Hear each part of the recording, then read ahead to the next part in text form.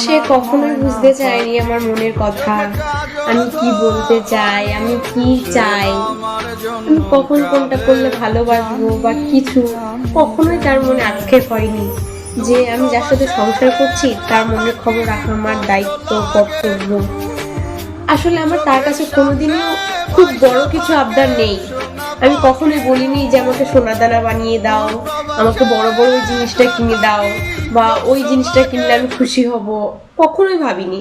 আমি এখন অবধি মনে করি কি যে আমি দোকানে গেলে আগে ভাবি কি যে আমি নিজের কিছু কিনতে গেলেও ভাবি যে ওর তো ওই জিনিসটা নেই, ও তো ওটা পড়তে ভালোবাসবে বা কিছু, এখনো ভাবি। কিন্তু সে কখনোই ভাবেনি যে আমি কোনটাতে খুশি হব। হ্যাঁ, হয়তো তাকে মানে আমাকে জামা কাপড় দিলেই যে আমি খুশি হবো এসব কিছু না।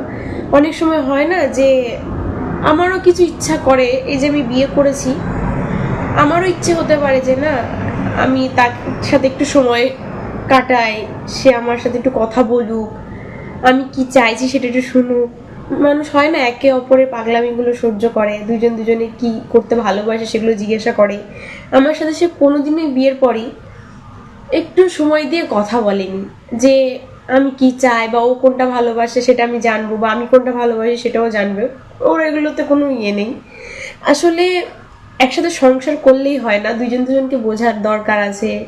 দুইজন দুজনকে দুইজন দুজনের অনেক কিছু স্যাক্রিফাইস করার দরকার আছে।